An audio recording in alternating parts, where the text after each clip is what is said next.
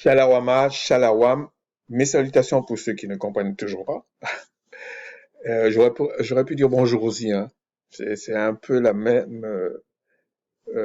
chose. Euh, donc, mais je vois pas pourquoi je vais pas me rattacher. Enfin, je vois pas pourquoi je ne dirais pas des choses qui sont liées à ce que je pense de l'hébreu ancien. Je vois pas pourquoi. Après tout, euh, chacun part comme il veut. Ok? Mais il y a une raison pourquoi je dis Shalawama ou Shalawam. Il y a une raison. Mais ceux qui peuvent comprendre, comprenez. C'est El Jonim, le frère El Jonim. J'espère que vous allez bien. Je me porte bien également. La dernière fois, on avait vu, euh, j'espère pour ceux qui se portent moins bien et qui sont selon la miséricorde du Tout-Puissant, plaise au Tout-Puissant au nom du Christ de leur venir en aide. Euh, il y a la dernière fois, on avait parlé du mot Seigneur. En fait, j'espère que vous avez compris la conclusion. Ça n'a jamais été écrit dans la Bible, en tout cas dans la Bible qu'on utilise là, ni même dans les apocryphes. Elle n'a jamais dit n'appelez personne Seigneur. Et quand vous dites monsieur, c'est mon Seigneur.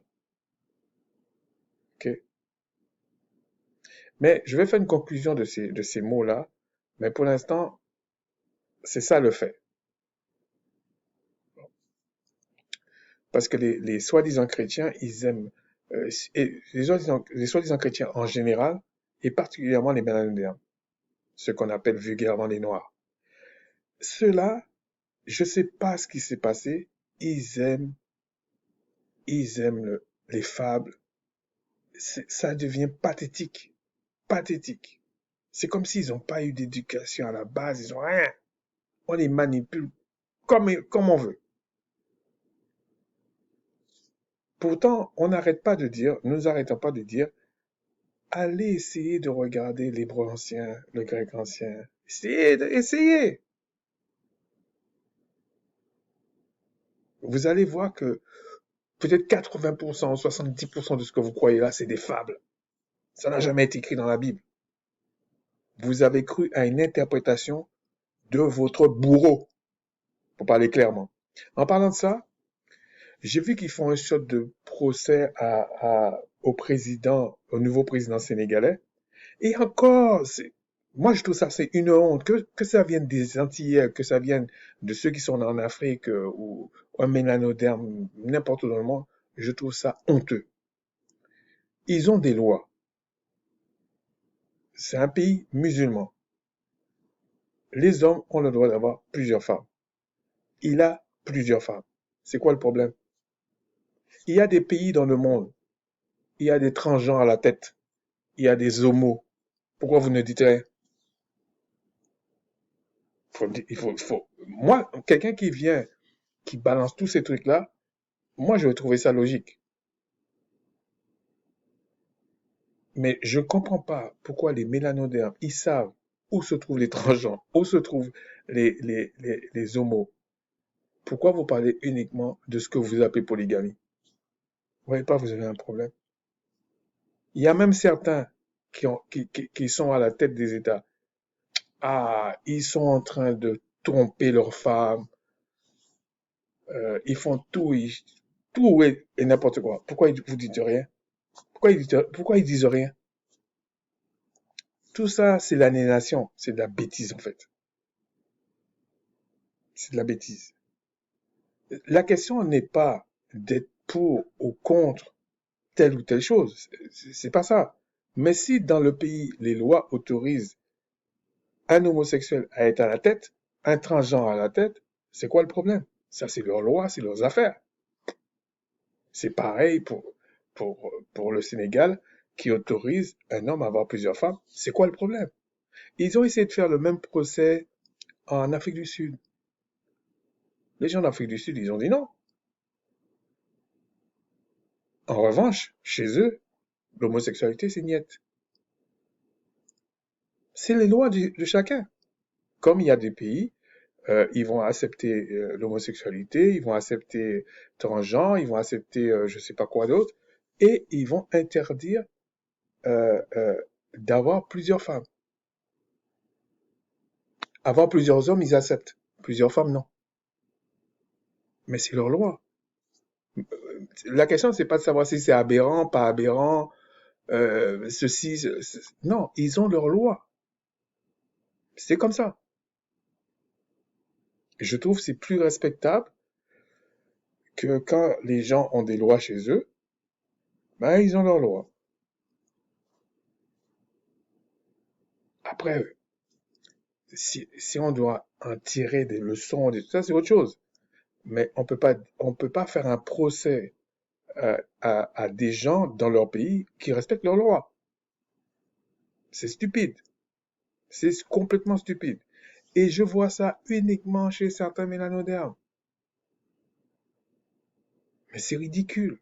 Ça devient ridicule. Et j'ai vu aussi le Premier ministre français, mais bon, il y en a d'autres qui font ça, hein. Mais là, le gars, il fait tout, sauf gouverner.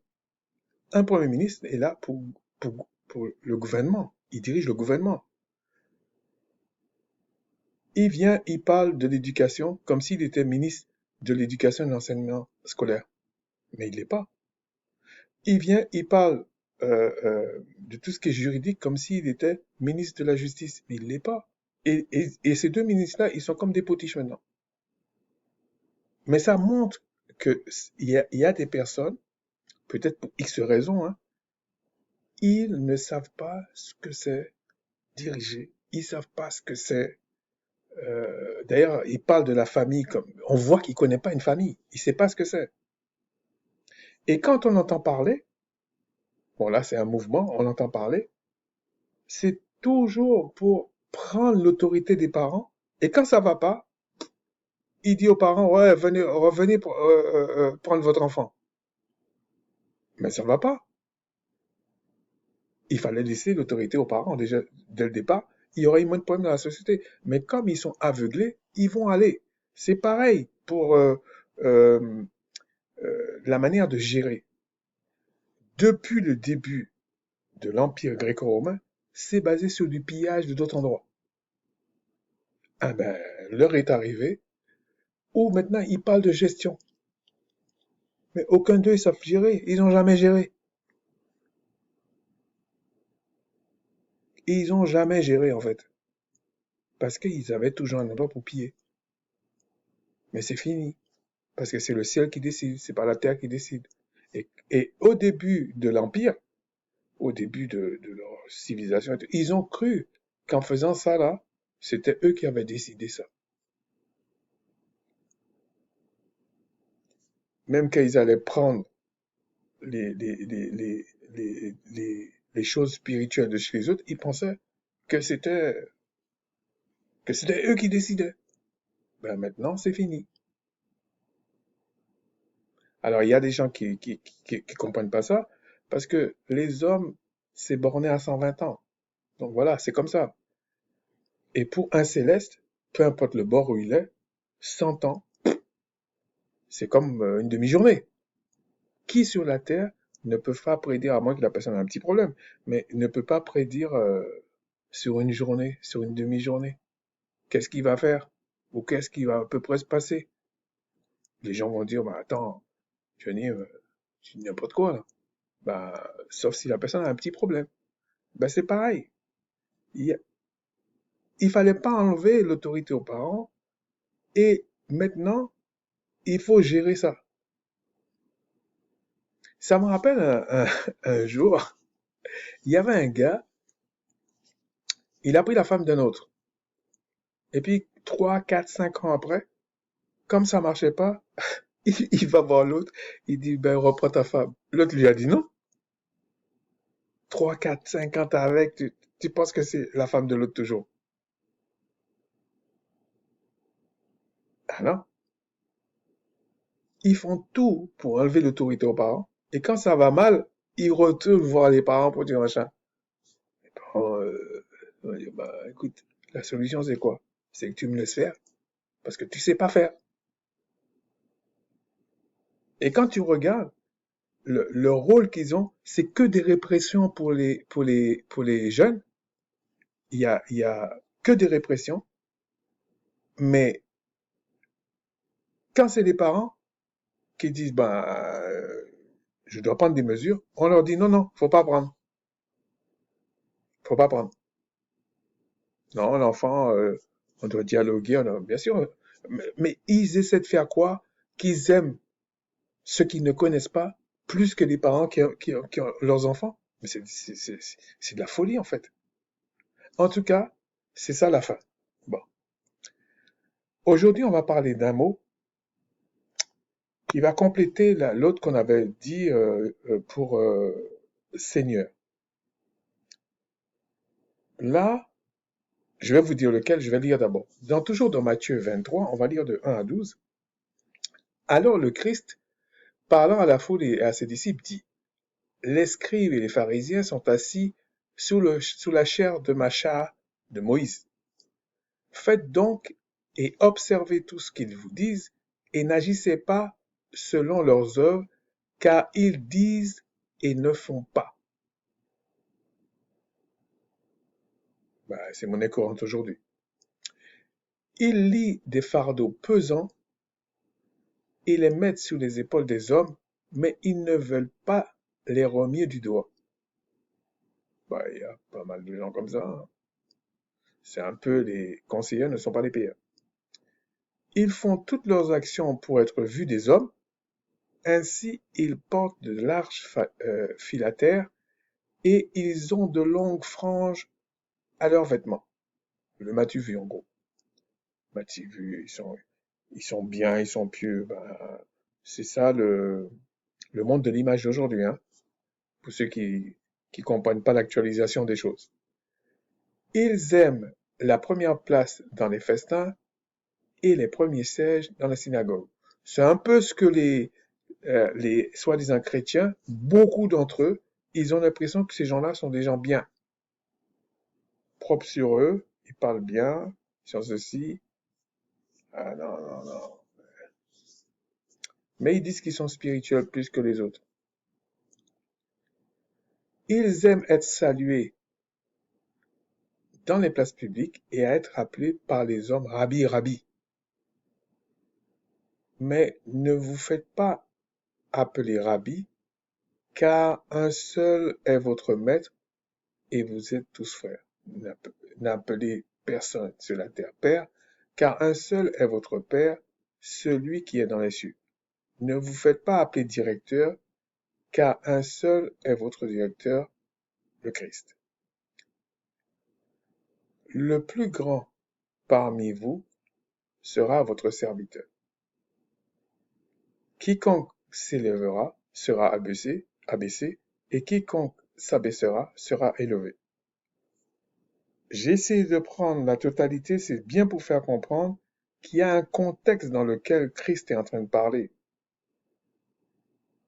Je dis ça parce que habituellement chez les soi-disant chrétiens, ou ceux qui se disent je suis ceci sans pratiquer, je ne sais pas ce que ça veut dire, mais bon, ils sont comme ça, ils citent des versets ou des phrases hors contexte, mais c'est des gens dangereux, ça. Ils sont intolérants, égarés, malhonnêtes. Et quand tu essaies de leur parler, les premiers temps, ils se moquent de toi. Ils te prennent de haut. Mais quand tu vas aller dans les détails, ils vont commencer à dire, oui, mais ça c'est intellectuel, ça c'est doctrinal, ça c'est ceci, ça c'est cela. Mais tu es obligé de leur demander, mais en fait, tu crois sur quelle base? Alors, il y a une catégorie qui vont te dire, ça y est, en gros, il faut jeter la Bible. Il y a une autre catégorie qui vont te dire, non, non, moi je crois d'après les textes originaux. Ouais, mais tu lis qu'en français. Comment ça, c'est les textes originaux? Moi, je suis en train de te montrer que c'est faux ce que tu dis. La personne va t'en vouloir. Ou il va te fuir pour continuer à dire des bêtises aux gens.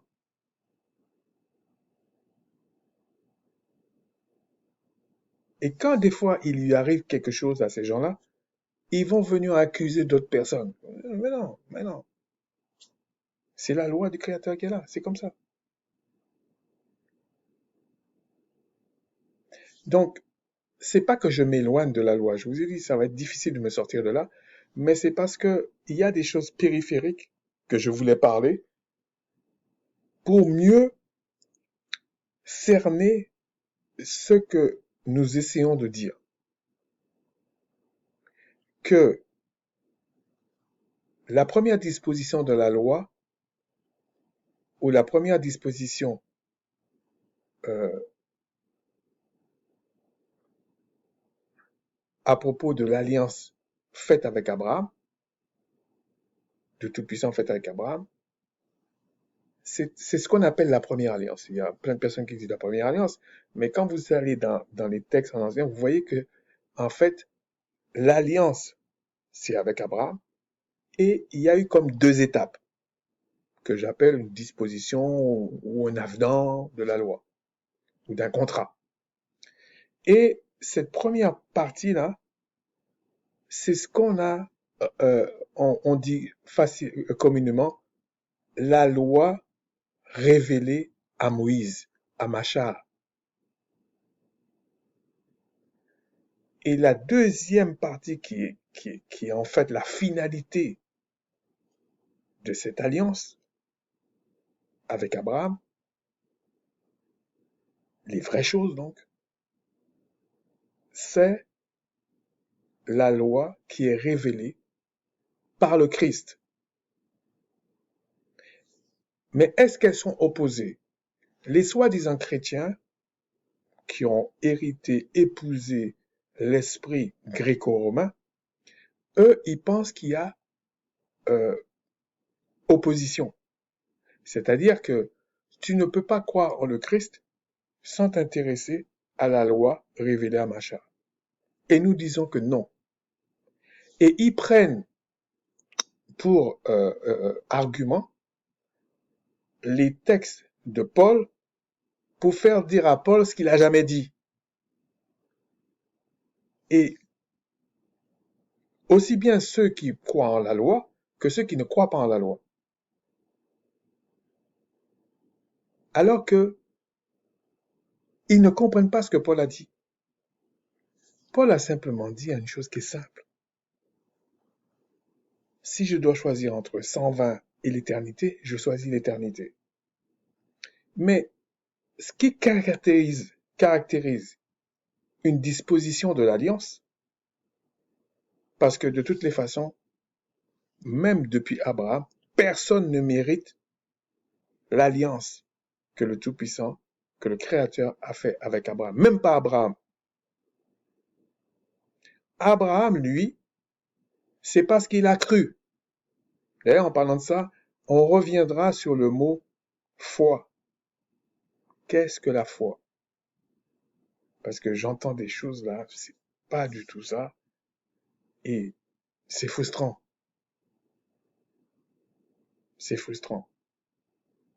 Et je vais vous dire pourquoi, au moment venu là, si ça me vient à l'esprit, je dirais pourquoi aussi je fais cette vidéo sur la foi. Parce qu'il y a quelqu'un qui, bon, je le dirai à ce moment-là, si le Tout-Puissant me le permet. Et il y a, donc je disais que cette loi, la loi de Machar, personne ne méritait déjà. Bon, déjà au niveau d'Abraham, Abraham ne méritait pas cette alliance. Tout le monde, je pense, est d'accord.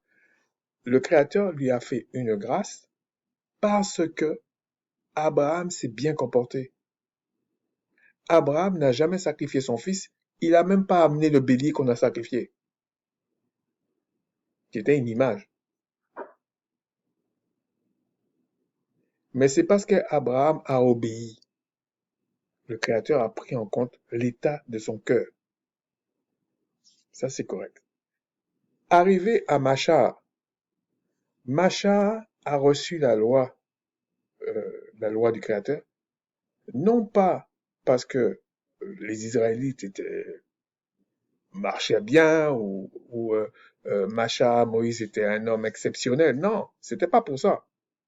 C'est parce que c'était par rapport à la promesse qui avait été faite à Macha, à Moïse.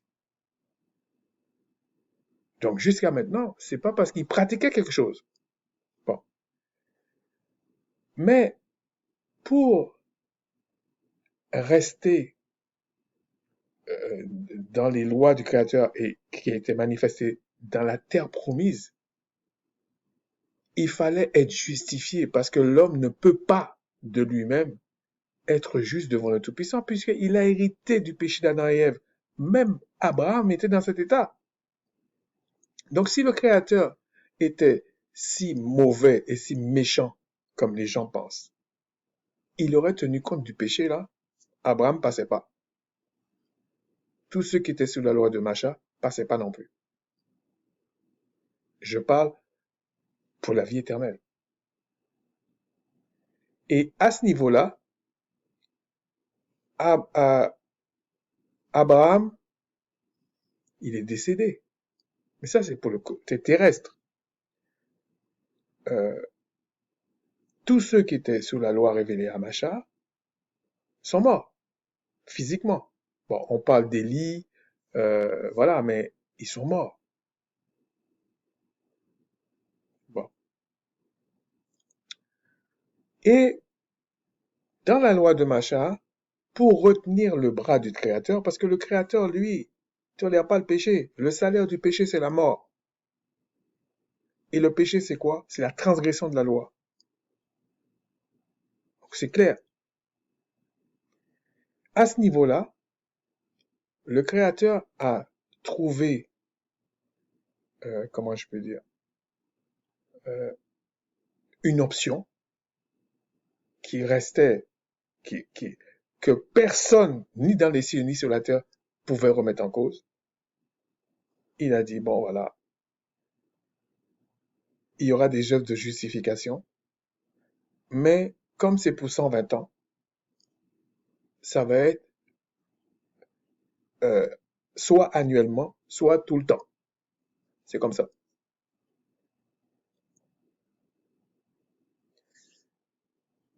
Mais ces lois-là qui avaient été révélées à Macha, c'était une préfiguration des vraies choses qui devaient arriver. Christ arrive avec les vraies choses. Voilà. Il arrive avec les vraies choses. C'est lui le sacrifice de justification. Mais ça ne remet pas en cause que l'homme doit pratiquer des œuvres dignes de la repentance. C'est bien beau de se repentir, mais si tu te repens pour aller refaire le mal, pour aller voler toujours, tuer, penser mal des gens, tu ne peux pas rentrer dans le royaume des cieux. C'est impossible. Parce que dans le royaume des cieux, c'est l'âme le problème. Sur la terre, c'est la chair. Donc, la loi révélée à Macha, c'était pour la purification de la chair. J'essaie d'être ludique, hein. Et pour la vie éternelle, c'est la purification de l'âme. C'est-à-dire que sous la dispensation de la loi révélée à Macha, je prends toujours cet exemple pour vous faire comprendre. Un homme ne devait pas aller prendre la femme d'autrui ou faire certaines choses, ou convoiter des femmes même, sans se marier avec. C'était le péché, ça. Et on comprend pourquoi. Mais qu'est-ce qui se passait? S'il ne le faisait pas physiquement,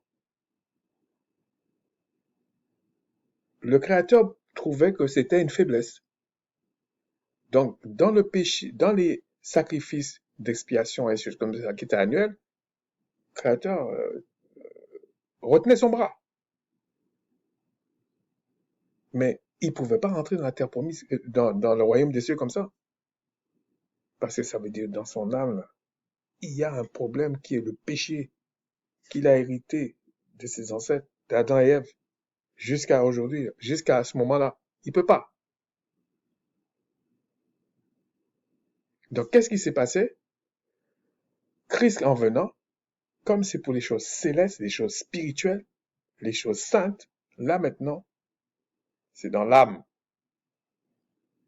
Non seulement tu ne dois pas le faire physiquement, mais tu ne dois pas le faire avec tes pensées non plus. C'est-à-dire que si Christ ne venait pas, personne passait. Pour l'éternité, je pense. Personne. C'est de ça que l'apôtre Paul s'est grosillé pour expliquer. C'est ce que les apôtres ont expliqué. C'est ce que Christ a expliqué quand il a dit à Nicodème, il faut être né d'esprit. Il faut entrer dans le royaume des cieux. Sinon, c'est pas possible. Et tu peux pas naître d'esprit, en tout cas d'esprit saint, d'esprit dans l'affection du Créateur, si on ne règle pas le problème du péché. Ah non, c'est pas possible. Parce que le Créateur, il aime. Il tolère pas le péché dans sa maison, chez ses enfants. C'est pas possible. Mais comme il y a de l'affection, il a la solution. C'est tout. C'est pas les fables, les contes de fées, les dogmes des soi-disant chrétiens. Là. Ça n'existe pas. Ce sont des bêtises, tout ça. Ils ont même ajouté des trucs, comment on appelle ça? Chaque fois j'oublie le nom de ce truc-là. Purgatoire, ils donnent des explications à tant de... En tout cas, la vérité se manifestera toujours. Donc, pour pour ceux qui sont le plus optimistes, ils verront. Bon, pour les plus pessimistes, sachez que c'est mort. Hein. C'est pas ça le salut. Ok, bon. Ensuite, donc maintenant, on va parler du mot maître. Est-ce que on doit appeler personne maître? On a vu Seigneur, Seigneur. On peut appeler d'autres personnes Seigneur. On peut dire aux gens monsieur, etc. Même quand on le prend euh, terre à terre, d'une façon un peu gamin, là, est-ce que la personne qui passe là, tu l'appelles monsieur? Est-ce qu'il est à toi-même? La dame qui passe, tu l'appelles madame. Est-ce que c'est ta dame?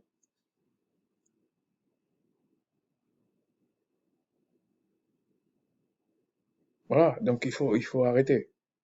Il faut arrêter ce genre de niaiserie, là, comme on dit, ce genre de bêtises. Les choses sont assez graves pour en plus rajouter des dogmes, des fables, des contes de fées, je sais pas trop quoi, là, euh, comme si c'était... on pouvait dire n'importe quoi et puis il n'y a pas de conséquences. Mais s'il y a une conséquence. Donc on va aller... euh, bon, on l'avait déjà vu, mais je vais refaire un petit tour comme ça, vite fait. On va aller dans Matthieu 6, 24. Ouais, juste là, je pense que j'ai tout préparé cette fois-ci. Parce que on va y aller là. Pour ceux qui n'arrivent pas à se concentrer, bah, tant pis, hein, mais on est obligé de passer par là. Désolé. Matthieu 6, 24. Nul ne peut servir deux maîtres, car il haïra l'un et aimera l'autre, ou il s'attachera à l'un et méprisera l'autre. Vous ne pouvez servir, là c'est marqué Dieu et maman. Là, c'est pas marqué que vous ne pouvez pas appeler, vous ne pouvez pas l'appeler vous ne pouvez pas appeler maître. Vous ne pouvez pas appeler Seigneur, pour être tout à fait exact. Mais on va aller voir ce mot maître. Comment il en traduit?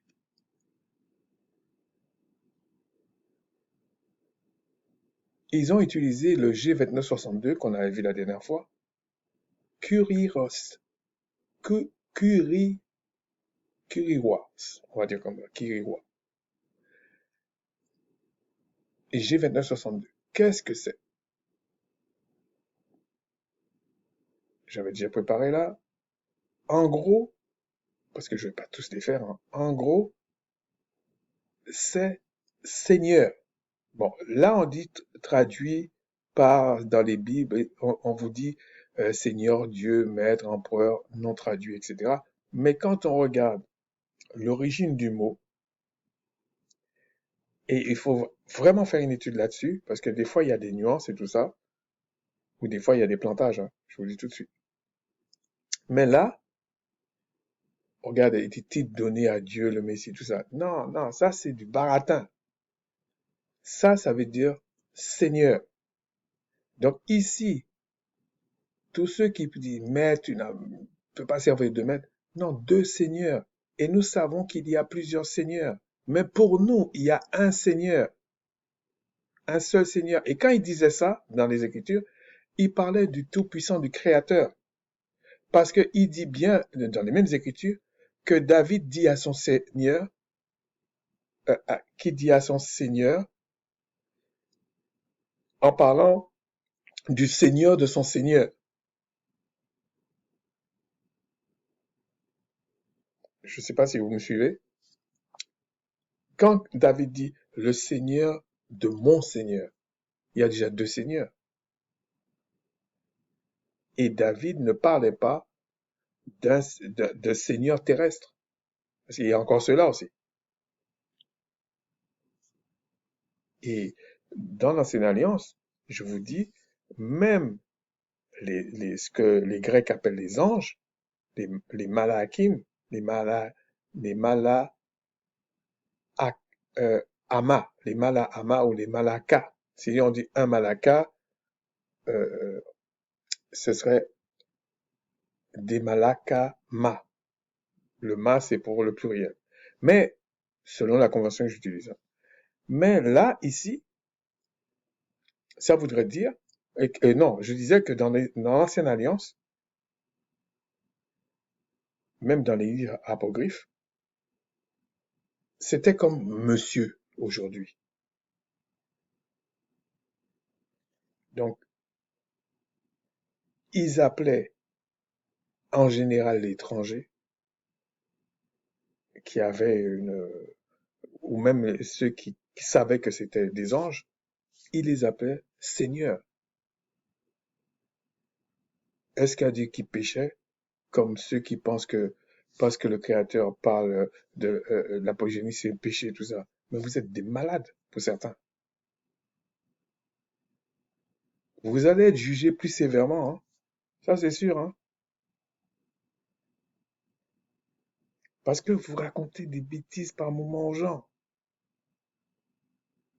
Un peu comme Christ dit, ils disent des trucs, ils lisent des fardeaux très lourds sur la tête des gens, et eux-mêmes ne respectent même pas ça. Ils sont bourrés de péché dans leur âme. Et donc, oui, j'assume ce que je dis. Ils sont bourrés de péché dans leur âme. Et ils passent leur temps à dire, oui, c'est une faiblesse, c'est ceci. Non, tu pêches, c'est tout. Et si tu étais si proche du Christ, tu n'aurais pas eu ce péché dans l'âme. Donc arrête de mentir. Donc ici, on nous parle,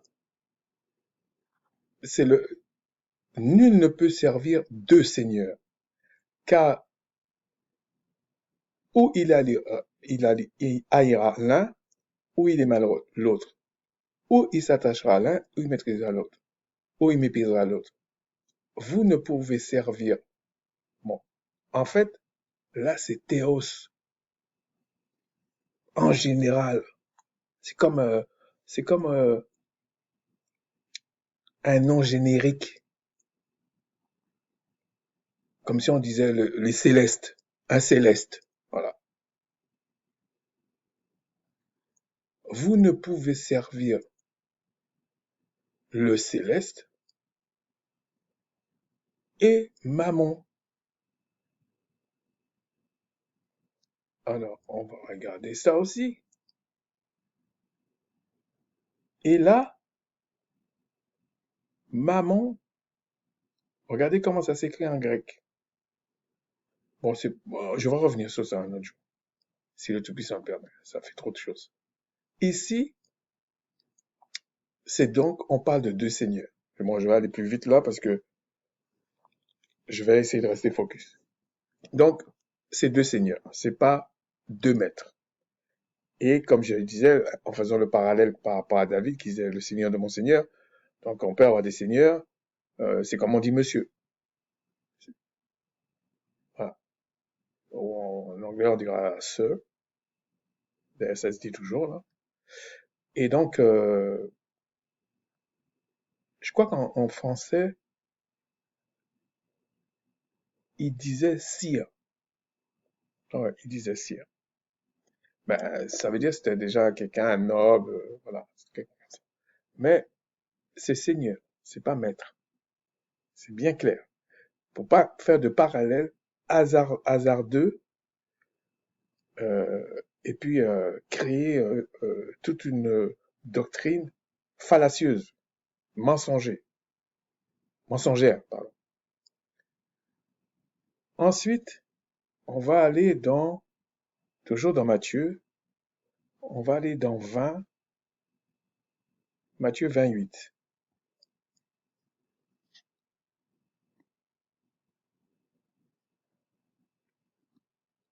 Je vais essayer de le lire. C'est pas, parfois le contexte est intéressant, mais je vais essayer d'aller plus vite. 28. Quand le soir fut venu, le maître de la vigne dit à son intendant, appelle les ouvriers et paie-leur leur salaire en allant, en allant des derniers aux premiers. Ici, il y a le mot maître. Ils ont traduit le mot maître. On va aller voir. Hein. Qu'est-ce qu'ils ont utilisé? Curious. Donc c'est seigneur, c'est pas maître. Il y a bien une différence entre maître et seigneur. Si vous voulez, maître, c'est inclus dans seigneur, si vous voulez. Mais seigneur, c'est déjà... Bon, je vais le dire à la fin peut-être. Si vous voulez, maître, c'est plus comme un employeur, tout ça. Un seigneur, c'est comme un représentant un peu des choses célestes. C'est un peu, si je peux m'expliquer comme ça. Si vous voulez, seigneur, c'est plus... euh, ça rappelle plus le ciel que maître, ça rappelle plus la terre, pour être ludique, ok? Pour essayer de voir la différence. Donc, c'est bien seigneur, c'est pas maître. Bon, par curiosité, je vais regarder un autre truc là. Parce que j'ai pas regardé, j'ai pas regardé ça, mais pendant que je lisais, ça m'a interpellé.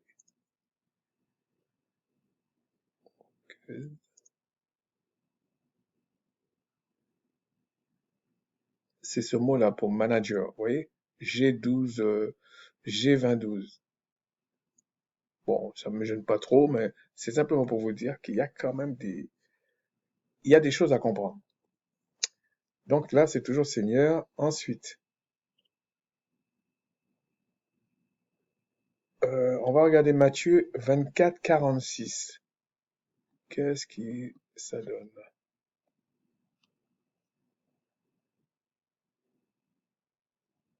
Matthieu 24, 46. Voilà ce qui est écrit. Heureux ce serviteur que son maître, à son arrivée, trouvera faisant ainsi.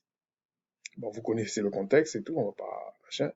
Mais, on parle de serviteur, on parle de maître. Qu'est-ce qui est écrit? Bon, pour serviteur, c'est le mot G1401. C'est vraiment serviteur, hein, c'est vraiment serviteur. Mais dans leur culture, c'était l'esclavage. Ce qui n'était pas dans toutes les autres cultures. Hein. Et quand on dit esclavage, c'est-à-dire t'as pas de salaire, t'es méprisé, tout ça. C'est pas, c'était pas dans toutes les autres cultures comme ça. Les autres civilisations même, c'était pas comme ça. Aujourd'hui, ils essaient de faire croire qu'ils sont plus civilisés que tout le monde, mais c'est eux qui étaient comme ça en fait, qui appelaient des gens comme ça d'ailleurs. Mais c'est pas ça qui m'intéresse. Ce qui m'intéresse, c'est le mot, regardez, Seigneur. C'est encore Seigneur. Pourquoi? La question qu'on peut se poser, c'est pourquoi ils n'ont pas mis Seigneur? Pourquoi ils n'ont pas dit, par exemple, 46, heureux ce serviteur que son Seigneur, à son arrivée, trouvera fin ainsi? Pourquoi il fallait qu'ils mettent maître? C'est là le problème. Je vais quand même regarder un petit truc là, qui me turlupine un peu là. Bon, c'était pas prévu, hein, je vais l'enlever tout de suite après, parce que sinon ça va me faire trop de choses, et là, la vidéo va rester trop longue. Alors, on va aller Good News,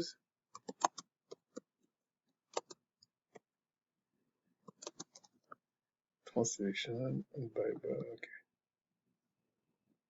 On va juste voir celui-là, après je l'enlève parce que ça va être trop long en fait. C'est pas que je veux cacher quoi que ce soit, c'est pas mon propos. Alors, oh non, c'est c'est agressif tout leur pub là. C'est pas ça le salut. C'est pas la tête avec ça. Alors, 24-46. Je vais juste voir un petit truc. Je vais peut-être même pas le traduire en français. C'est juste pour voir un petit truc. Oui, ils ont dit master. Master. Donc, c'est pas mieux que les autres, en fait. Bref. Mais c'est pas si évident, les traductions. Moi, quelque part, ma démarche est plus simple. Parce que je me base sur quelque chose qu'ils ont fait pour voir s'ils ont euh, respecté les textes originaux. Donc, quelque part, c'est un peu plus simple. Mais ça démontre quel esprit les a animés. C'est pas l'esprit du Créateur, ça. C'est pas l'esprit dans l'affection dans le Christ qu'ils sont en train de proférer partout là. C'est faux. Parce qu'il fallait au moins être vrai. Alors, on va aller dans Acte. Alors, mon truc là, est-ce que je me suis pas trompé? Oui, dans Acte 16. Ah, je comprends pas ce que j'ai encore fait.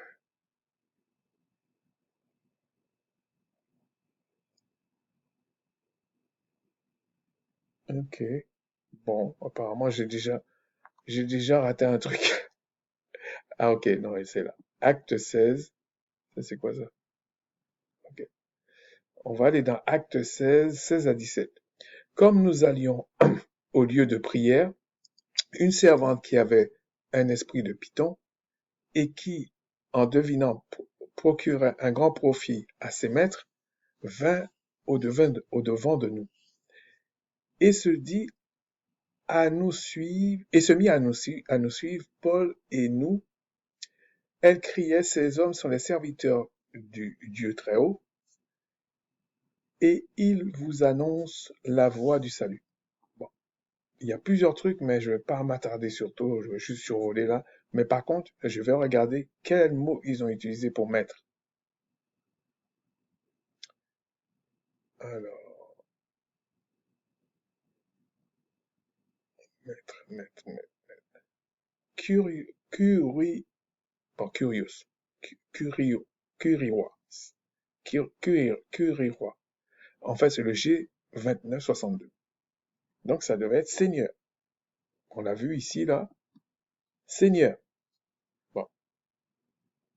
Pourquoi ils ont mis maître? Qu'est-ce qu'ils ont dans la tête? Bon. Il y a bien une partie qu'ils ont mis des trucs comme ça, pour abrutir, pour abrutir des deux côtés d'ailleurs. Aussi bien les soi-disant maîtres et les soi-disant esclaves. C'est vrai. C'est vrai. Mais ça démontre aussi leur mentalité, en fait. Et les soi-disant chrétiens mélanodermes, appelés vulgairement noirs ou, ou hommes de couleur, qui esclavagisent à 100% ce truc. Et ils viennent rabâcher ça. Et ils font tout des heures de prêche sur des mensonges comme ça. Tu m'étonnes que les gens sont perdus là-dedans. Voilà. Et là, en fait, il aurait dû dire, procurer un grand profit à ses seigneurs.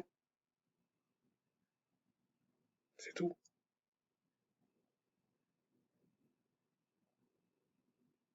Parce qu'il y a une notion, il y a une nuance entre maître et seigneur. Je vous ai dit, il y a un petit côté, il y a le côté céleste, le côté terrestre. C'est pas vraiment la même chose. Euh, et puis, je voulais voir un autre truc. Attendez. Bon, là, c'est sûr que c'est Théos, mais c'est jamais avec eux, là. Faut regarder. Je vous assure, quand vous faites ça, vous n'avez pas confiance en eux, en fait. Ouais, c'est Théos. Et là, ils mettent Théo, c'est pour la syntaxe, c'est grammatical, mais c'est Théo. C'est Théos. OK.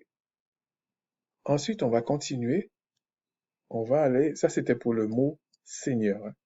On va aller dans Éphésiens 6, 5 à 6. Qu'est-ce qu'il est dit? Serviteurs, obéissez à vos maîtres selon la chair, avec crainte et tremblement, dans la simplicité de votre corps, comme à Christ.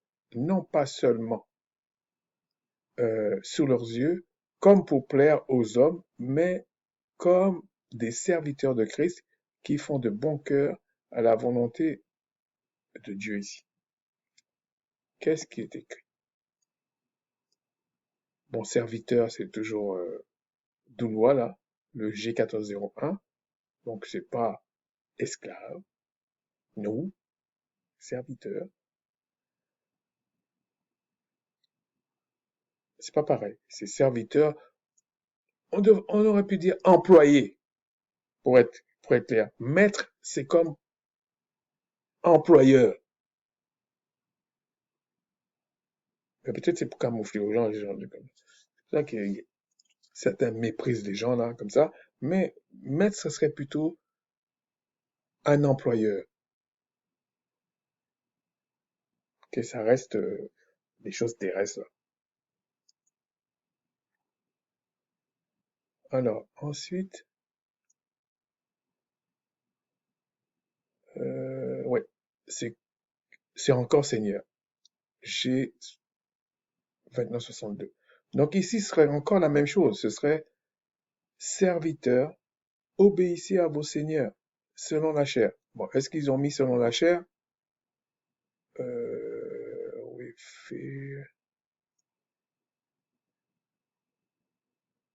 Oui, oui, ils ont mis la chair. Sarka, c'est le 45-61, c'est flèche. C'est vraiment ça.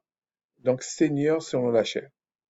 Donc, il distinguait, j'en profite parce que j'avais pensé à ça, il distinguait bien les seigneurs selon l'esprit et les seigneurs selon la chair. Il distinguait ça. Mais c'était quand même des seigneurs. Mais c'était pas des maîtres. Parce qu'on va voir le mot. C'était pas des maîtres. Comme on imagine là. C'était pas ça. Mais sachant qu'un seigneur est aussi un maître. À un certain niveau, c'est aussi un maître. Mais c'est pas ce qui est écrit. Ok. On va ensuite aller, euh, on va voir un autre cas dans Matthieu 21. Je comprends pas ce que j'ai fait.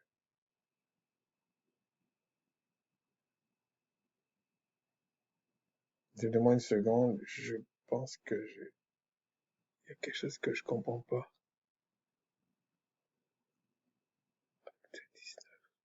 J'ai déjà fait ça, moi. Ok.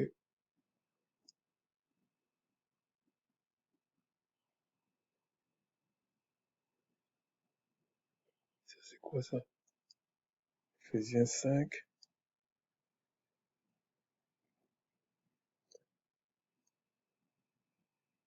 Et là, c'est Matthieu. Ok, ça doit être ça. Ouais. Donc, on va aller dans Matthieu 21, 21, 42. Ouais, 21, 42. Christ leur dit, n'avez-vous jamais lu dans les Écritures la pierre re- qu'ont rejeté ceux qui bâtissaient est devenue la principale de l'angle. C'est du Seigneur que cela est venu et c'est un prodige à nos yeux. Vous allez voir pourquoi je prends ça. Il n'y a pas le mot maître dedans, mais ça va vous donner une explication du mot maître. Donc, 21-42. Et on va prendre, parce qu'il y a des traductions comme ça. C'est pour ça que je le prends. Attendez. Ok. Bon, Seigneur, c'est toujours Seigneur. Ils l'ont bien traduit là. Pourquoi là et pourquoi pas ailleurs? Mais regardez, la principale, c'est le G 2776. Caphalène. Caphalène. Et ça, ils vous disent c'est la tête. C'est la pièce maîtresse, la tête, où tout tourne autour de lui. Mais vous voyez encore, c'est comme on vous dit la tête, mais c'est comme on voit le côté, on va dire, matériel terrestre de la chose. Euh, c'est c'est comme une maison et puis il y a une pierre qui est la pierre qui supporte tout. C'est comme on dirait, je sais qu'il y a un terme dans l'architecture, on dit la poutre principale la poutre, il y a un terme, hein, la poutre, ou un truc porteur, je me rappelle pas, mais c'est quelque chose comme ça. Tu l'enlèves, il y a rien qui va tenir de toute façon. C'est un peu l'idée, ok? Ensuite, on va aller voir ce mot, est-ce qu'on l'a utilisé ailleurs? Donc, on va aller dans Éphésiens 22-23, 5, 22-23. Et j'avais dit, c'est le G 27-76. Alors, femmes, soyez soumises à vos maris, comme au Seigneur, car le mari est le chef de la femme, comme Christ est le chef de l'Église, qui est son corps et dont il est le sauveur. Bon, il y a plein de mots là, mais je ne vais pas m'attarder à tous les mots. On va aller voir. Du coup, j'ai déjà oublié ça. Seigneur, est-ce qu'ils ont traduit Seigneur? Oui, c'est toujours Seigneur, Curio. Voilà. Et regardez, 27-76, ça c'est Képhalé, moi, Képhale, je sais pas. Et ça c'est le deuxième verset ici. Car le mari est le chef, mais ils ont traduit le chef.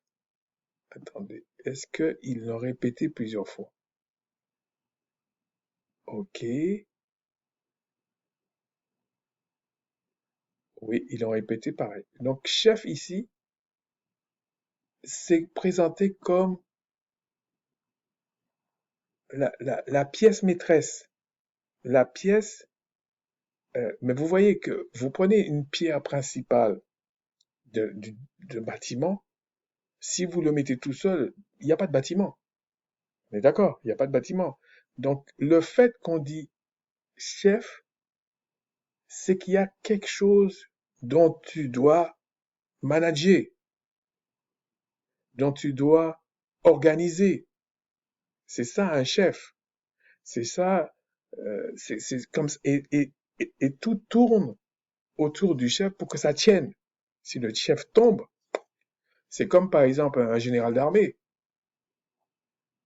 en principe, hein. Il tombe, l'armée part dans tous les sens parce que c'est lui qui avait la stratégie. Même s'il explique, c'est quand même lui qui avait la stratégie, normalement.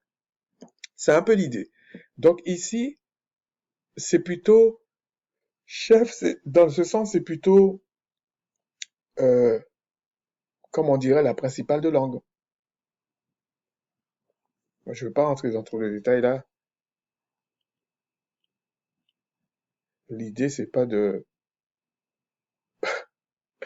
faire des gens me haïr. Ça m'intéresse pas. Mais ce que je dois dire, je le dirai, hein. Ça changera rien. Alors, on va aller dans titre. Là, on va aller voir un autre aspect. Alors, ici, on va aller dans titre. Alors, titre, c'est, on va lire titre 2, 9 à 10. Vous allez voir. Exhorte les serviteurs à être soumis à leur maître, à leur plaire en toutes choses et à n'être point contredisant. Vous voyez, quand il dit n'appelez personne maître, bah, il y a plusieurs textes qui disent qu'il y a des maîtres. Donc, déjà, rien que ça, on devait arrêter de dire, oui, il faut appeler personne maître. Non, c'est pas dans ce sens. On va voir d'ailleurs. À ne rien dérober, mais à montrer toujours une parfaite fidélité afin de faire honorer, afin de faire honorer en tout la doctrine de Tout-Puissant notre Sauveur. Bon, je vais pas faire l'affront de dire, regardez, il y a le mot doctrine. Bon, je vais pas rentrer là-dedans parce que ça m'a déjà assez agacé là, frustré même, que les gens disent qu'il faut pas, la doctrine c'est quelque chose qui n'existe pas, donc c'est nul et tout. Mais les choses invisibles sont supérieures aux choses visibles. Une théorie est supérieure à la chose quand elle est faite. C'est évident. Donc ici on dit soumis à leur maître. On va voir comment ils ont parlé de maître. C'est G1203, mais ça s'appelle Despotes. On va aller voir, hein. Ça, c'est quoi ça? Ah oui, j'avais préparé ça. Ok, 1203.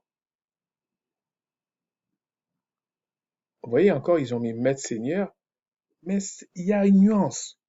C'est pas seigneur et maître, non. Ça, c'est eux qui mettent ça. Regardez. Si vous lisez ça, il n'est pas tellement employé, mais quand vous allez lire, bon, on n'a pas le temps de regarder tout, mais il y a une idée qui est germe, c'est plus l'idée de propriété. C'est un peu plus. Regardez, c'est pour ça qu'ils ont mis mari et tout ça. C'est plus l'idée d'une propriété. Donc en fait, ici,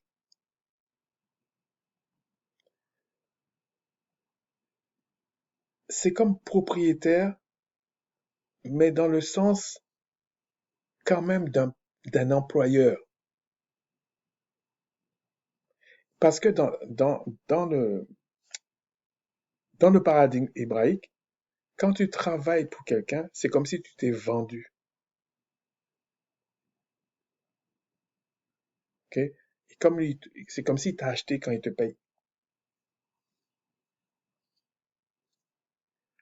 Bon, serviteur, c'est serviteur. Je pense qu'ils ont traduit pareil. Je ne vais pas trop m'attarder sur ça.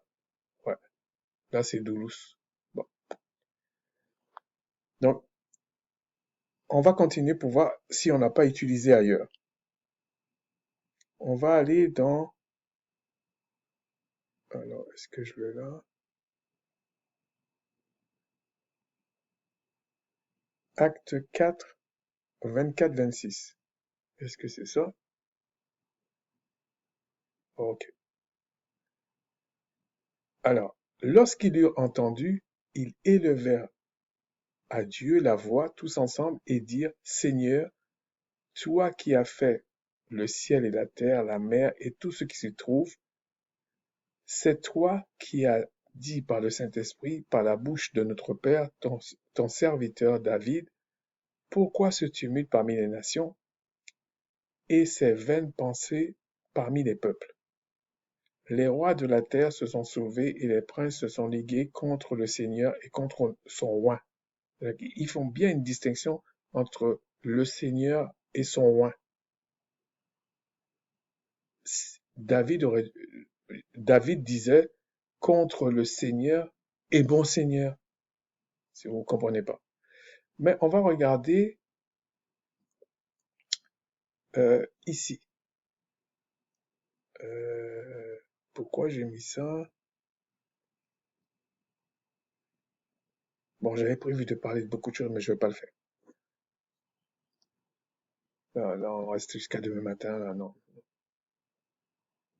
Alors, je vais faire une vidéo sur la chose que je voulais parler ici, si le Tout-Puissant me permet, parce que ça va être trop long. Alors, on va voir qu'est-ce qu'ils ont utilisé euh, ici. Donc, c'est toujours dans le verset.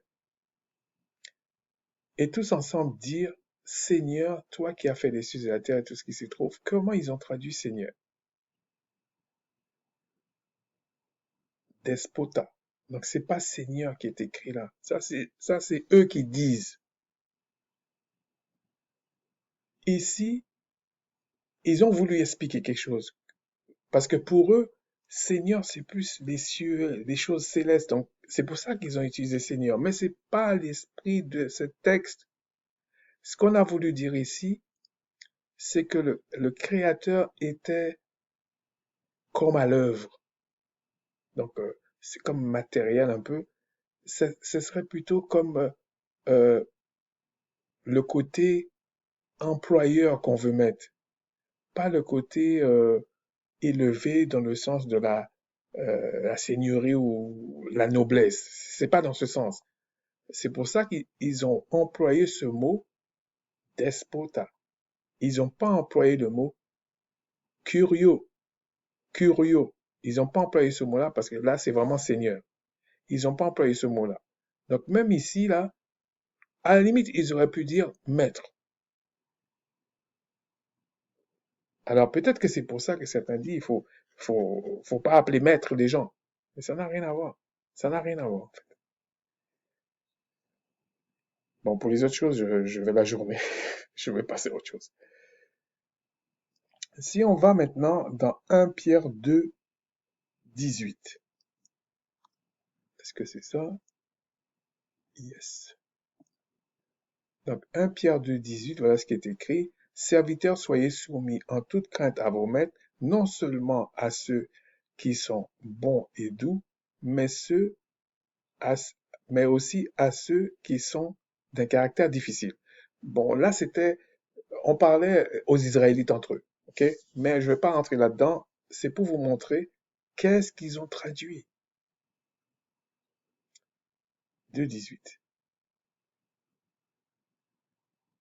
Ils ont utilisé despotes, mais c'est le G1203. Donc ici, là, vous voyez qu'il est en train de parler d'un patron. Et serviteur, c'est comme un employé. C'est pas un esclave. Mais eux, qu'est-ce qu'ils ont fait? Comme à cause de leur civilisation gréco-romaine, qu'ils aiment abuser des gens tout le temps. Pour eux, ça n'a pas ça n'a pas de, comment je peux dire? Ils comprennent pas. Je cherchais un autre mot, mais ça vient pas. Ils comprennent pas que dans la maison du Créateur, comme Christ dit, il faut se servir les uns les autres. Vous êtes liés. Ils comprennent pas. Donc, ils ont pris l'aspect extérieur de la chose pour abuser des gens. Et ils font ça jusqu'à maintenant.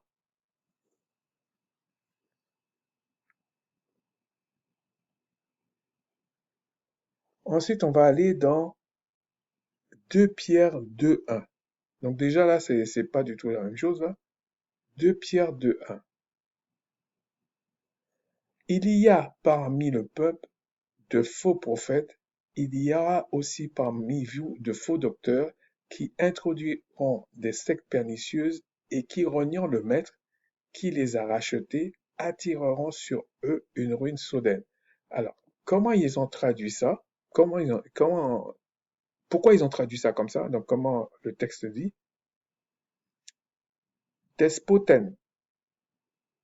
Ce qui ne veut pas dire maître dans le sens, parce que eux, ils ont des synonymes, mais les langues anciennes étaient un peu plus précises. En fait, plus ça va, plus ça part en vrille. Vous le savez déjà ça. Donc ici, on parle ici reniant le maître, reniant le patron, en fait, si vous voulez. Reniant l'employeur, reniant le propriétaire.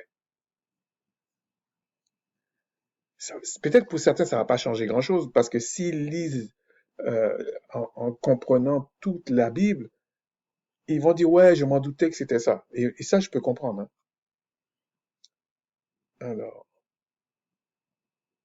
comment ils ont traduit ça? Faux docteur, c'est ce que je veux savoir.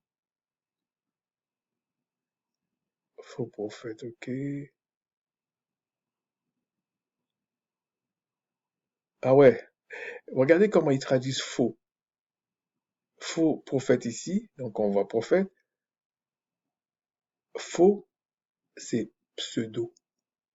Les pseudo-docteurs, les pseudo-prophètes, les pseudo, je sais pas quoi, les pseudo-diacres, c'est des faux.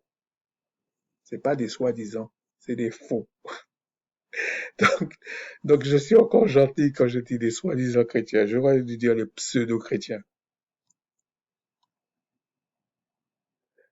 Alors, non, c'était juste un petit clin d'œil, mais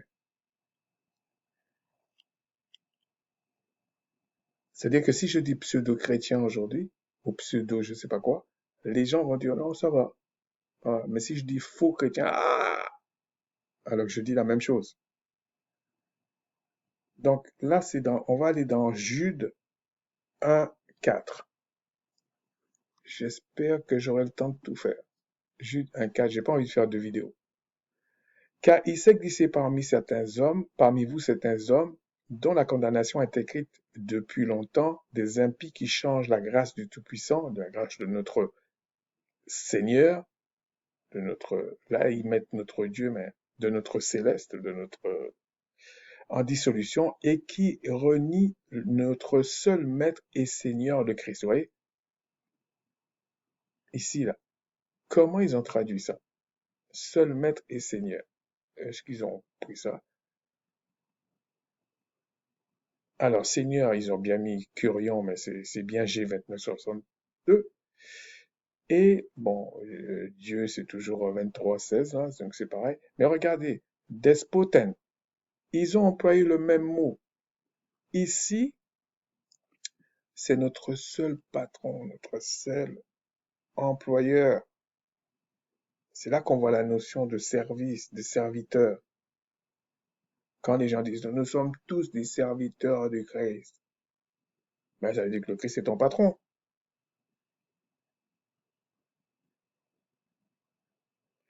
Mais quand on dit le mari est le chef de la femme, ce n'est pas cette notion-là qu'on veut faire ressortir.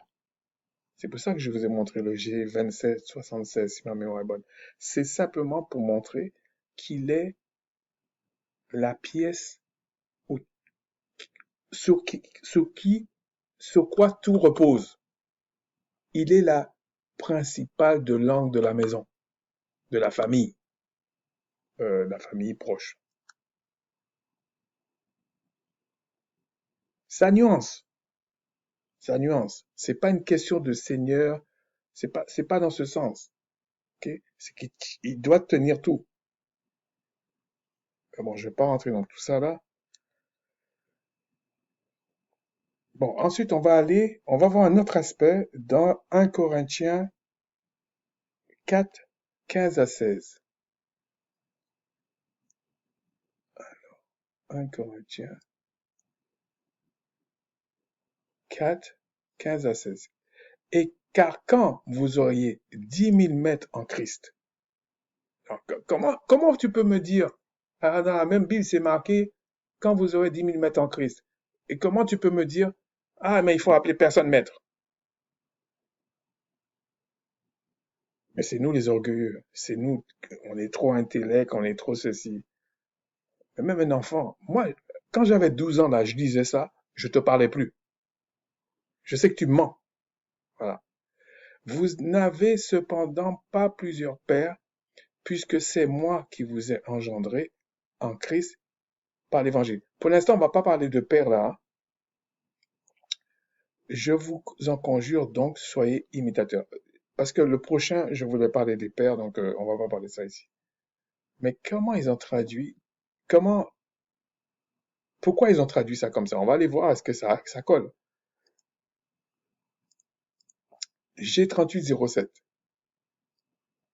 Bon, là, ils ont mis leaders, mais c'est pas ça qui m'intéresse. Regardez le pédagogus. Ça vous rappelle pas quelque chose? Pédagogie, pédagogue. Ça vous rappelle pas ça? Voilà, c'est dans ce sens. Donc, on va aller voir. 3807. Bon, ils l'ont pas tellement employé, mais regardez. Ici, dans Galates 3:24, voilà. Regardez. Ainsi, la loi était comme un pédagogue. Et c'est le même mot. Sous ce pédagogue. Et là, il dit, quand bien même vous aurez 10 000 pédagogues en Christ, 10 000 personnes qui vous apprennent les rudiments des choses. C'est ça la pédagogie, c'est les rudiments de quelque chose. Tu apprends à compter, tu prends des jetons, tu prends des billes, tu apprends à compter un enfant. Mais quand il grandit, il va laisser les jetons et les billes. Mais la pédagogie, là, c'était les billes, si vous voulez, et les jetons. Voilà. Donc ici, quand vous auriez 10 000 pédagogues en Christ, vous n'avez cependant pas plusieurs pères, puisque c'est moi qui vous ai engendré. Bon, il dit tout là, mais c'était la première partie que je voulais souligner. Donc là encore, il parle de pédagogie. Il parle de pédagogie, il parle pas de maître. Et ce que je parlais tout à l'heure, c'est ceux qui n'aiment pas aller voir dans les textes en grec pour la Nouvelle Alliance, comment ils expliquent quand vous aurez 10 000 maîtres. Ils vont raconter des fables, des bêtises. C'est ça qu'ils vont faire pour retomber sur leurs pieds. Comme si ça les permettra de rentrer dans le royaume des cieux. Alors, ensuite, on va aller, bon, celui-là, c'est toujours le même mot, mais on va le faire. On va aller dans Matthieu 22-24. Je vais essayer d'aller un peu plus vite.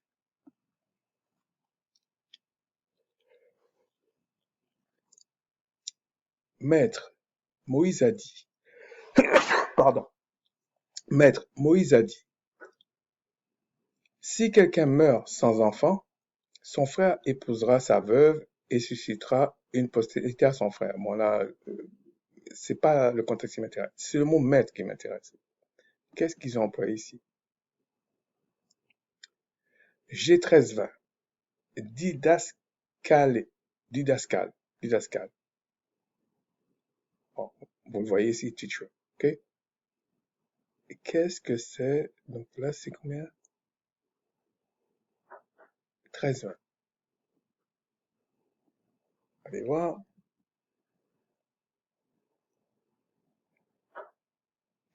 Un professeur, un enseignant en fait. Regardez, un enseignant. Bon, il emploie plusieurs endroits, je ne vais pas le faire, regardez, il y en a trop. Mais ici, l'idée, où est-ce que je suis? Ouais. Ici, l'idée, ce serait professeur, enseignant. Il est pas, c'est pas pédagogue, enseignant. Il a déjà un certain niveau. En l'éducation dans ce sens. Donc, tous les mots ont une importance. Et je suis persuadé ils ont sûrement traduit ça n'importe comment dans les autres Bibles. Pareil. Si on va maintenant dans Hébreux 5:12, je vous dis, si vous prenez tout comme ça, là, vous allez voir que la Bible, c'est pas n'importe quoi, en fait. C'est ce que l'esprit gréco-romain en a fait qu'on parle là. Et La porte là, il vous a amené dans une autre porte qui vous amènera jamais à la porte de Christ. Maintenant, vous vous débrouillez. Alors, ici, qu'est-ce que j'avais dit? 5:12. Hébreux 5:12. Vous, en effet, qui depuis longtemps devriez être des maîtres, vous avez encore besoin qu'on vous enseigne les premiers rudiments des oracles du Tout-Puissant. Vous en êtes venus à avoir besoin du lait et non de la nourriture. Comment ils ont traduit maître? Bon, vous en doutez, hein, j'ai regroupé les trucs là. Alors, le G1320, didascalois, enseignant, professeur. Vous, en effet, qui depuis longtemps devriez être des professeurs, des enseignants, des gens qui ont des adultes dans la connaissance, puisqu'il fait la comparaison avec ceux qui ont besoin de lait et non de nourriture solide. C'est de ça qu'il parle ici. C'est pas des maîtres comme être des entrepreneurs ou être des propriétaires ou être comme des seigneurs. C'est pas ça.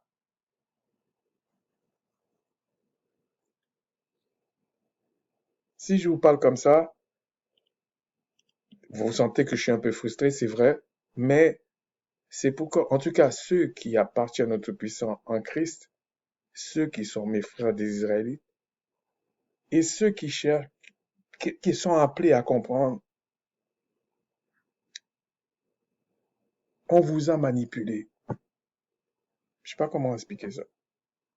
Alors, des fois, c'est fait exprès. Des fois, la personne n'est même pas conscient qu'il est un serviteur du diable, de Satan, qu'il n'est pas un serviteur du Christ. Mais et toute la journée, il a le mot Christ dans la bouche. Ah, faut arrêter ça.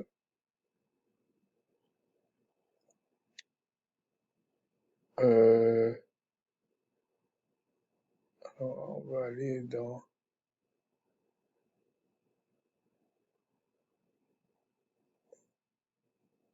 Je cherche le passage, c'est pour ça. Désolé. 1 Corinthiens 12, 28 à 29. Je pense qu'on a fini, hein, ouais.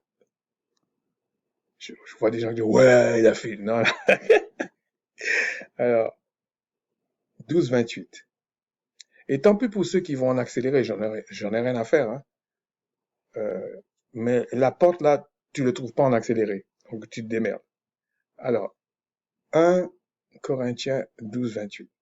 Et le Tout-Puissant a établi dans l'Église, premièrement, des apôtres, secondement des prophètes, troisièmement, des docteurs, ensuite, ceux qui ont le don des miracles, puis ceux qui ont le don de guérir, de secourir, de gouverner, de parler diverses langues. Bon, je sens que je vais me faire des amis sur celui-là, mais tant pis, je m'en fous en fait. Alors, bon, Théos, c'est toujours pour Dieu là. Bon, Église, regardez, c'est appelé hors d'heure, mais c'est quand même une assemblée. Mais c'est pas l'objet là. Alors,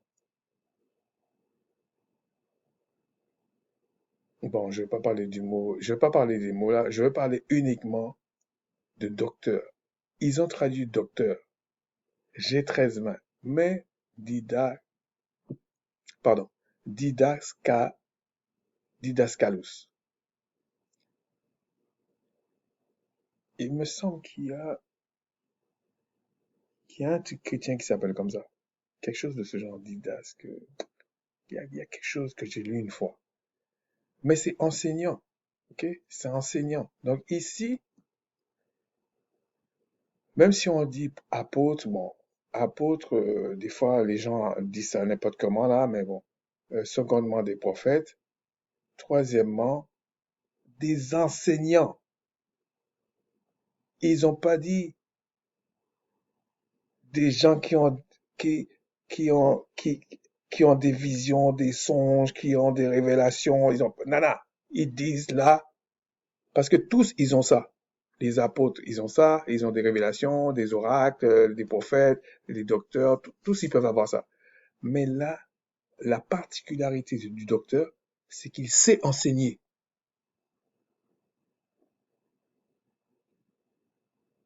Un peu comme on a dit Christ, maître, Moïse a dit telle chose, machin. Là, on reconnaissait que Christ avait enseigné. Des fois, on l'appelait, ils ont traduit ça maître, mais des fois, on disait Seigneur. On reconnaît quelque chose qu'on l'appelle Seigneur. Quand on l'appelle patron, on reconnaît qu'il a une place, il est un patron. Des fois, on l'appelait, ou on parlait de lui, comme la principale de l'angle. C'est qu'on lui reconnaissait quelque chose. Il était à la tête.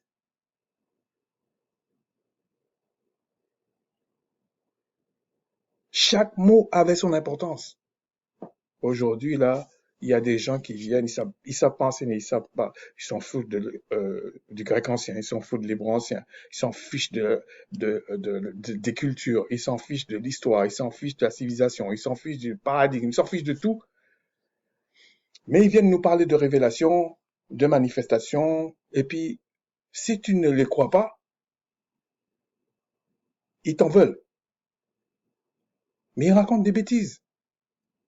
Okay? Ils racontent des bêtises. Donc ici, ça c'est encore du lait, mais il faut quand même le dire. Ici, on vous dit, il y avait des enseignants, il y avait des apôtres, il y avait des prophètes, bon là je ne rentre pas dans les détails exprès, et il y avait des enseignants. Donc l'enseignant, c'est quand même quelqu'un qui peut vous expliquer les Écritures à partir de la base. C'est pour ça que Christ dit, votre justice doit être supérieure aux scribes, aux écrivains, aux pharisiens, etc. Donc, c'est pas n'importe qui fait des choses, hein. Vous pouvez nous haïr, mais ça changera rien. Donc, c'était ça que je voulais vous parler. Et on va finir avec, on va reprendre notre texte. C'est ça qui m'intéresse.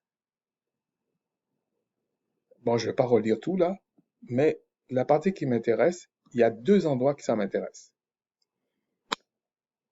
Bon, Rabbi. Bon, j'ai pas fait d'études sur Rabbi parce que c'était en hébreu, donc j'ai pas voulu remettre ça là. Peut-être une fois on en parlera.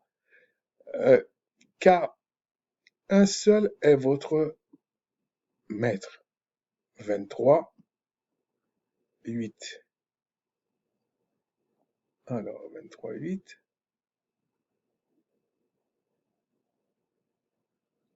Un seul est votre maître. Regardez, c'est pas la même chose. Là, c'est le G25. Regardez tous les mots que j'ai pris pour essayer de vous parler de maître, de tout ça. Comment ils ont traduit pour mettre maître. Mais là, c'est autre chose. Et il a employé uniquement dans ce passage dans Matthieu. Uniquement là. Le verset 8 et le verset 10. Ils ont mis, ils ont mis le premier sens, c'est guide. Ensuite, ils ont mis maître, enseignant. Donc ici, lorsqu'on dit ne vous faites pas appeler rabbi,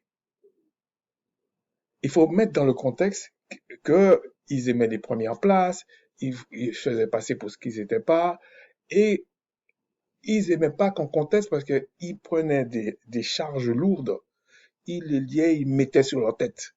Bon, c'est une façon de parler, c'est une métaphore, mais c'est pour expliquer que c'était pas des gens qui servaient leurs frères. Écoutez bien, c'était pas des gens qui servaient leurs frères. C'était pas des gens comme ça.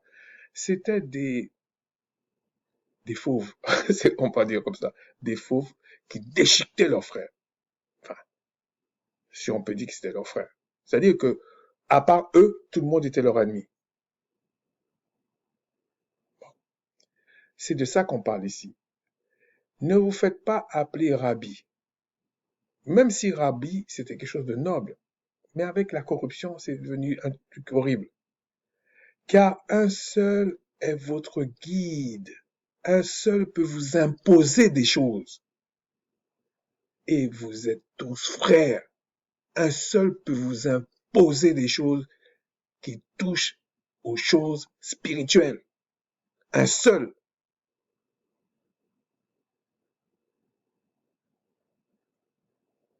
Ça ne veut pas dire, parce que quand il dit le mari est le chef de la femme, comme le Christ est le chef de l'Église, là, ils mettent l'accent sur le fait que la coordination de la famille, la coordination du foyer, pour être plus précis, de la maison. Oui, mais ici, on vous parle de guide, dans le sens, un seul peut vous dire comment entrer dans le royaume des cieux réellement. C'est-à-dire que, oui, tu peux avoir des enseignants, des apôtres, tu peux avoir tout ce que tu veux là, des prophètes, Marie, tout ce que tu veux là, mais pour être sûr que tu rentres dans le royaume des cieux. Eux, ils ont fait leur travail, mais pour être sûr que tu rentres dans le royaume des cieux, c'est le guide là qui peut te faire entrer. Celui qui est le maître. Bon, ce serait bien que je regarde le maître du Shabbat. Alors, attendez, je vais faire une petite pause, c'était pas prévu ça. Alors, donc on va continuer là-dessus. Alors, Matthieu 12, 8. Car le Fils de l'homme est le maître du sabbat. Qu'est-ce que c'était écrit? On va aller vite là, si tout le monde me permet là. Bon, c'est curieux. Donc, en fait, ce serait car le Fils de l'homme est le Seigneur du Shabbat. Et je vous ai dit, Seigneur, c'est comme plus ou moins du céleste, ok? Plus ou moins. Représentant là du céleste. Donc c'est pour ça qu'on dit qu'il est le maître du Shabbat, mais ce serait, il est le Seigneur du Shabbat. Donc, c'est pas du tout ça. Ici, c'est le fait de dire que seul le Christ est la porte. C'est tout. Voilà. Maintenant, si on prend l'autre verset 10, ne vous faites pas appeler directeur, car un seul est votre directeur, le Christ. Bon, là, il explique quand même. Hein. Et regardez, je pense que, enfin, je suis sûr que c'est la même chose.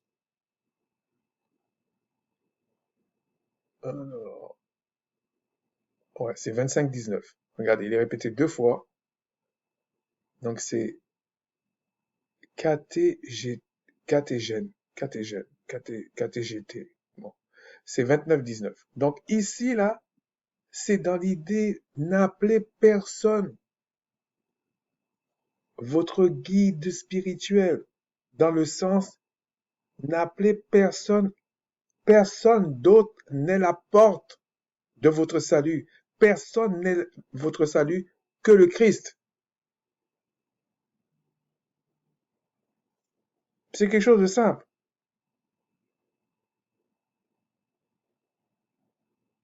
Mais chacun a son rôle. Le mari, la femme, les enfants, les apôtres, les frères, les simples frères, les diacres, les diaconesses, les prophètes, prophétesses, même si prophétesse, on aura beaucoup de choses à dire, mais quand même, il y en a eu. Et les docteurs qui sont des enseignants, les pasteurs qui font paître les brebis, etc. Tout ça avait un rôle, mais personne de tout ça pouvait dire qu'il est, comment dire, le Seigneur du salut, on va dire. Donc, on a vu à peu près tous les mots qui pouvaient être, qu'ils ont traduit par maître, mais vous voyez toutes les nuances que ça a. Il y a seigneur, il y a propriétaire, pédagogue, il y a enseignant, il y a plein de choses. Et ils ont tous mis maître. Démerde-toi avec. Et vous allez rencontrer des gens, je suis désolé, en tout cas pour certains, remplis d'orgueil, bourrés de péché, qui se tiennent, que ce soit dans des salles ou sur Internet, pour venir déblatérer des choses qui n'ont rien à voir avec les Écritures, pour venir nous dire que le Créateur rejette la polygamie. Mais qu'est-ce que c'est la polygamie?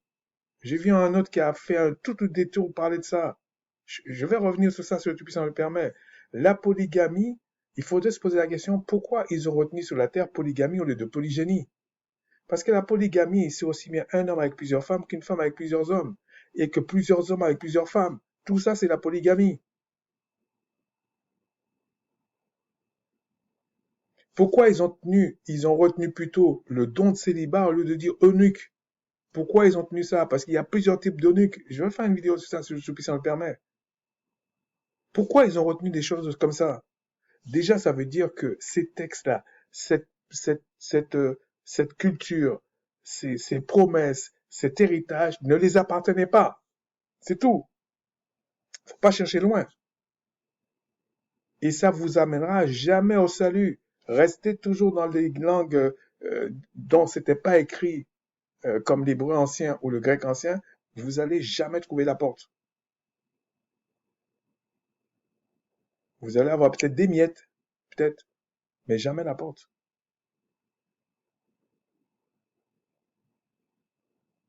C'est pour ça que le Créateur avait mis en place, par le Christ, plusieurs types de personnes pour parler au peuple. Parce que c'est pas tout le monde qui fait ça. C'est pas parce que tu as été à l'école, tu sais lire, tu vas enseigner. Parce que quand il faudra rentrer dans certains détails, tu resteras toujours dans le lait. Même si tu appelles ça nourriture solide. Il y aura toujours un autre que le Tout-Puissant va envoyer. Tout le monde va voir que toi, tu mens. Ou toi, c'est pas clair. Ou toi, tu dois travailler. Ça prend des années. C'est pas pour rien que Moïse, par exemple, Macha, il a été enseigné pendant 40 ans, quasiment. Parce que même dans le désert, il apprenait. Donc, on va dire, si on prend 40 ans dans le désert, ça fait un paquet. Mais il est resté chez son beau-père, je crois 40 ans. 40 ans! Vous croyez qu'il est venu là, il a fait ça comme ça? Non, 40 ans, le Tout-Puissant l'a enseigné. 40 ans! C'est pas 2 jours, hein? Tu vois des gens qui se lèvent là, oui, ils ont un don du Seigneur, et puis ils viennent comme ça. Pourtant, la Bible dit, il faut pas qu'il y en ait beaucoup qui soient des docteurs, des enseignants. Tu n'enseignes pas comme ça, là. C'est pas que je condamne quelqu'un pour ça, non, pas du tout. Mais il y a des choses simples qu'il faut pas faire. C'est tout. Il y a des choses simples qu'il faut pas faire. La vie des gens ne vous appartient pas. Le seul, le seul qui peut dire j'ai racheté vos vies dans la main du diable, parce qu'il faut comprendre la culture hébraïque, la culture israélite, c'est le Christ. Mais comme ils rejettent tous ces, la plupart c'est des soi-disant chrétiens, des pseudo-chrétiens, eh ben, ils viennent, pour eux, la grâce en le Christ, c'est une porte ouverte à toutes sortes d'imagination, de délire. Pour eux, la doctrine, la théorie, la culture, toutes ces choses-là, ça ne sert à rien. Parce que pour eux, la loi n'existe pas, les choses n'existent pas, mais ils ne peuvent pas expliquer qu'est-ce que c'est une loi. Déjà, il fallait commencer par une loi. Ils vivent dans un monde terrestre où tout est régi par des lois. On peut contester certaines lois, mais c'est régi par des lois. Même la nature, c'est des lois. Mais eux, ils te disent non, maintenant on croit en le Christ, la loi, ça sert à rien. Ils savent même pas qu'est-ce que c'était la loi de Moïse, en fait. Il y en a certains, là, ils découvrent par nous que les sacrifices d'animaux, c'était ça qui justifiait pour 120 ans. Ils ne pouvaient pas le dire avant. Maintenant, vous allez les voir piluler un peu partout pour dire.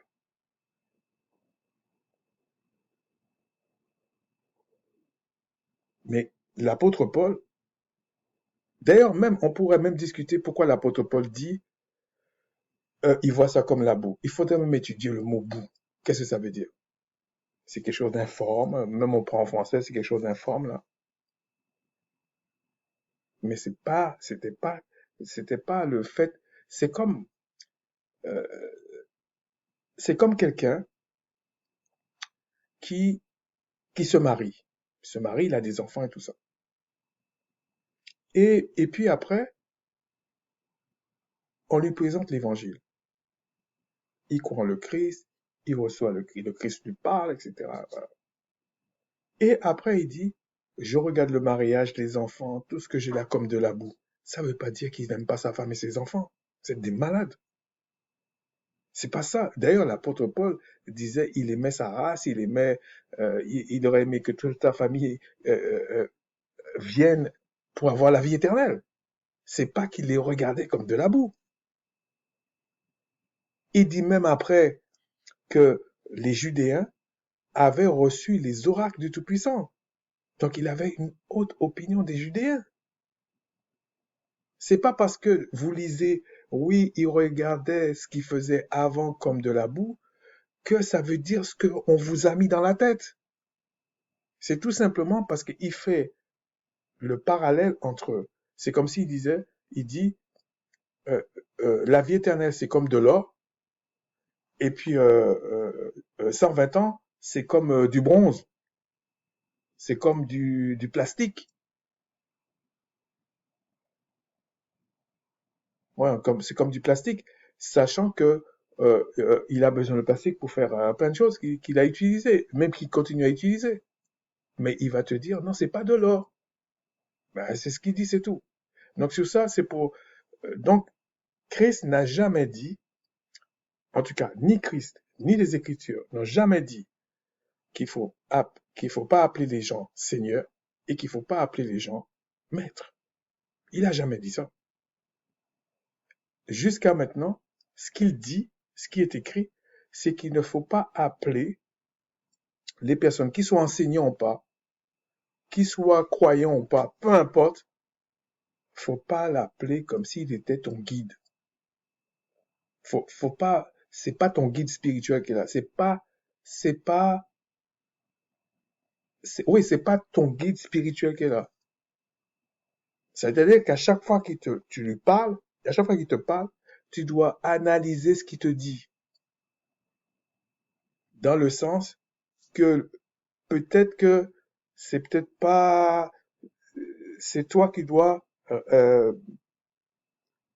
comment dire, c'est pas choisir ta voie, mais tu dois réfléchir à ce que tu comprends, à ce que tu dis, à ce que tu fais. Tu me diras dans tous les cas. Mais quand le Christ était là, Christ a dit, je suis la vérité, le chemin et la vie.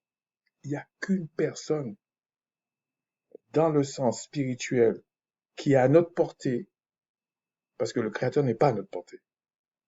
Ça peut être choquant pour certaines personnes, mais c'est comme ça. Mais le Christ, c'est par le Christ qu'il est venu jusqu'à nous. Donc le Christ là, c'est pour ça qu'il s'est permis de dire je suis la porte. Je suis le chemin et la vérité. Nul ne vient au Père que par moi. Et il dit au Père, il dit pas au Tout-Puissant. Il dit au Père. Il parle à une catégorie de personnes. C'est ça, je vous dis, Shalawama.